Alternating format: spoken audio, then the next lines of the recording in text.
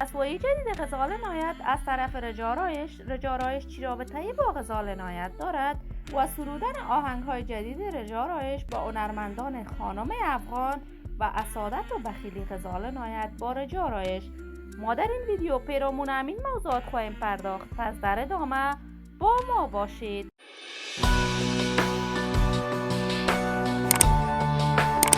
سلام، شما را خوش آمدید میگم به یکی دیگر از ویدیوهای جذاب کانال دنیا اینفو.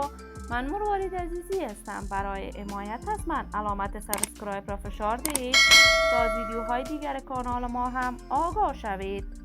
غزال عنایت هنرمند مشهور، محبوب و ناماشنای افغانستان که بیشتر آهنگهایش سر زبانهای جوانان کشور است.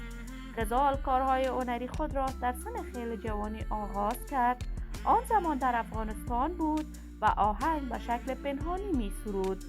غزال عنایت بعد از آن که به کشور کانادا رفت به شکل رسمی و ظاهر خود را هم به مردم نشان داد، آهنگ می سرود. غزال عنایت با رجا رایش هنرمند دیگر کشورمان ازدواج کرده بود و بعد از آن که غزال عنایت به کانادا رفت، رجا رایش در افغانستان ماند. غزال از رجا جدا شد و دلیل جدایی غزال عنایت از رجا رایش تا اکنون معلوم نیست. رجا رایش هم به کارهای هنری خود مانند قبل ادامه میداد و رفته رفته نامش در میان هنرمندان افغانستان مطرح میشد.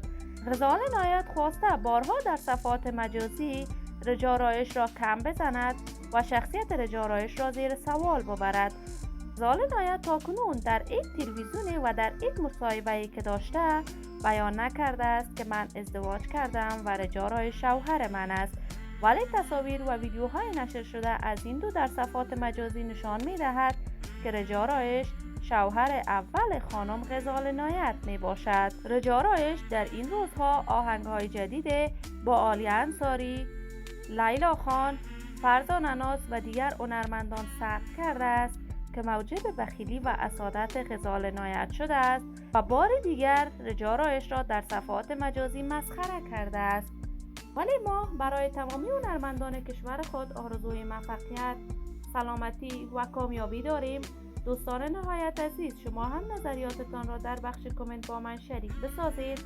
اگر تا هنوز دوست کانال من نشدید، پس برای حمایت از خواهرتان علامت سابسکرایب را فشار دهید، ویدیوهای ما را لایک نموده و با دوستان خود شریک بسازید. سلامتی شما آرزوی ماست. تا درودی دیگر، بدرود.